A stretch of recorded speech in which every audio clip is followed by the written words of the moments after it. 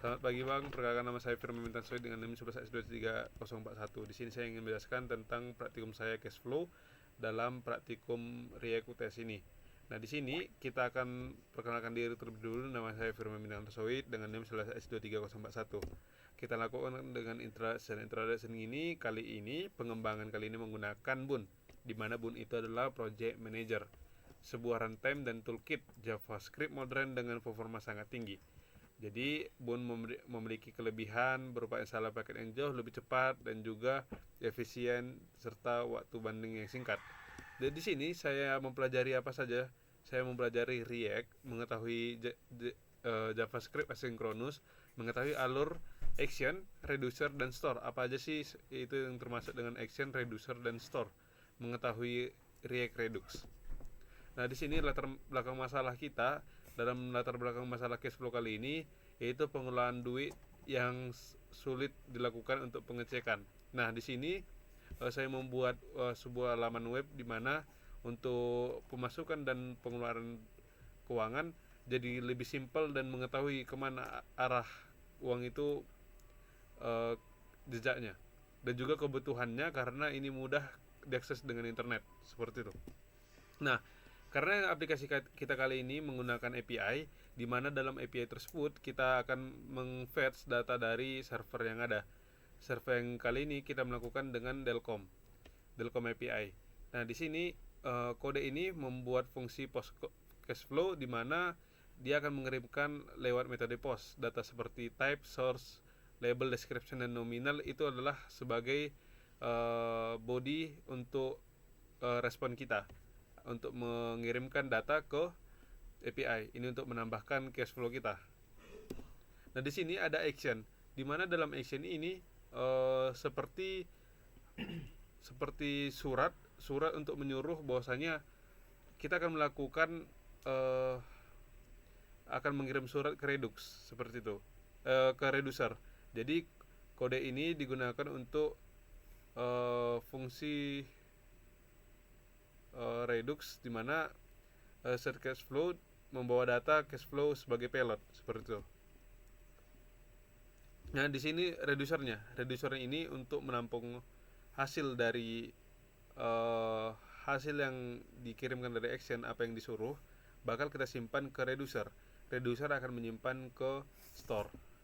Nah, creation proses. Dalam proses ini kita lihat bahwasanya struktur data dari pemrograman kita ada SRC yang ada dibagi dengan 3 fitur, yaitu fitur, cash flow, dan juga user. Out, cash flow, dan user. Dimana out ini artinya autentifikasi, yaitu memiliki API, layout, page, dan state. Nah, dan juga cash flow ini memiliki komponen, layout, dan modal seperti itu. Coba kita jelaskan satu-satu apa aja folder-folder yang saya buat ini. Nah, dalam penekanan kita yaitu cash flow, saya melakukan API. Di sini isinya adalah bagaimana API cash flow itu bergerak dari menambahkan, mengurangi, dan juga mengganti, dan juga mendapatkan semua cash flow yang ada.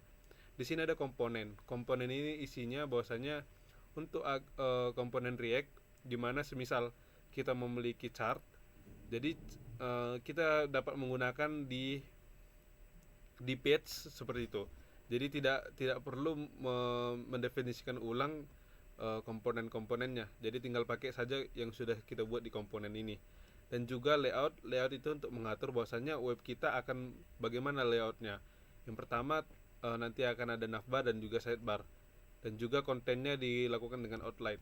Dan di sini ada modals. Di modals ini untuk menambahkan action seperti itu. Semisal kita mau menambahkan sesuatu, menambahkan change dan juga menghapus.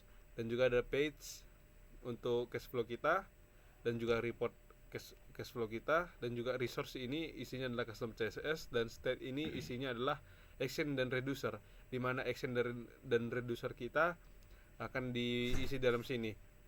Jadi yang tadi itu adalah action itu untuk menyuruh seperti surat penyuruh, dan juga reducer itu untuk melakukan aksi untuk menyimpannya ke dalam store ini.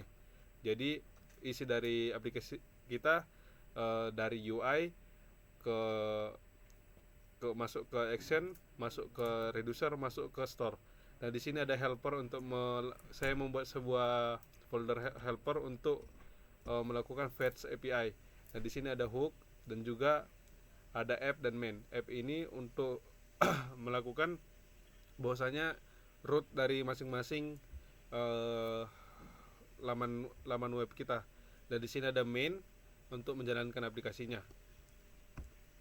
Coba kita mulai. Nah, coba kita demo aplikasi kita yang sudah saya lakukan deploy ke internet. Ini dia aplikasi saya.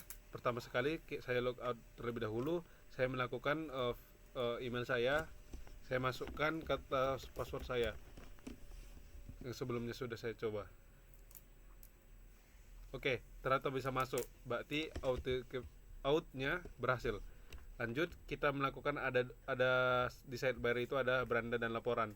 Di beranda saya melakukan 4 buah chart di mana total inflow, outflow, balance kita, total aksinya berapa, udah berapa kali kita melakukan transaksi. Di sini juga bisa di search, bisa by ID, supaya bisa nampak bahwasanya oh ternyata ini transaksi yang pertama. Type-nya juga bisa di sorting dengan outflow di atas, inflow di bawah.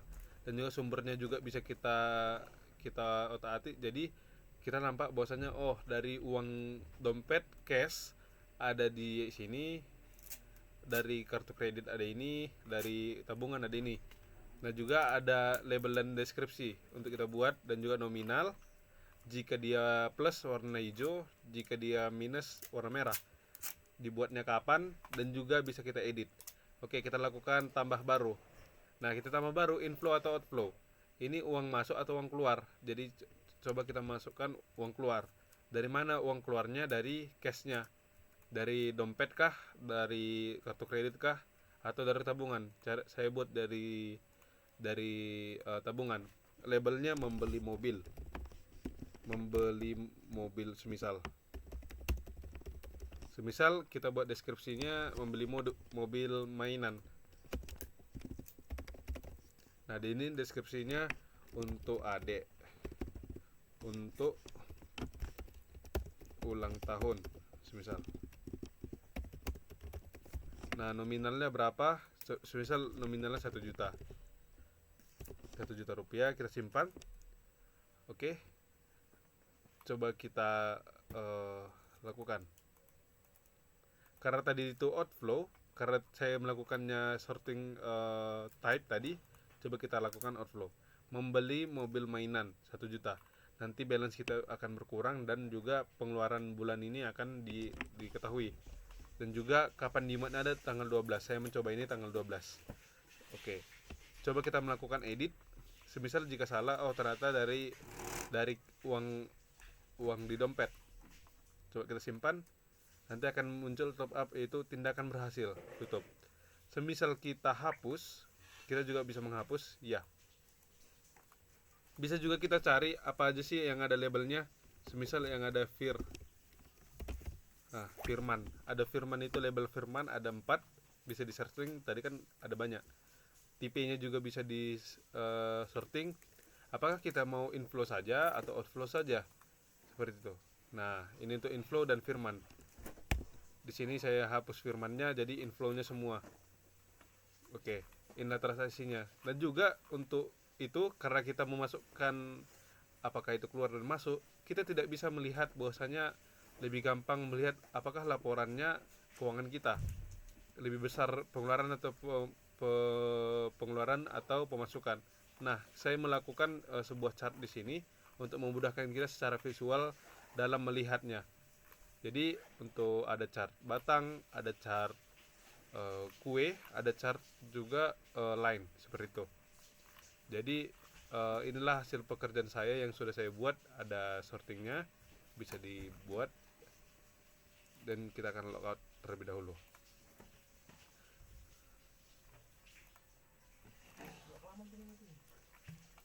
Sekian hasil presentasi saya. Jika ada kesalahan kata mohon dimaafkan. Terima kasih.